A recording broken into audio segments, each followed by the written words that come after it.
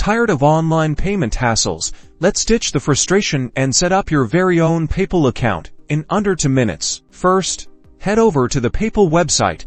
That's waypaypal.com. Once you're there, look for the sign up button and give it a click. Now, PayPal will ask you to choose between a personal or a business account. For most of you, a personal account will be the right choice. Select personal account and then click next. Enter a valid email address that you have access to. This will be your PayPal login and where you'll receive important notifications after you type in your email.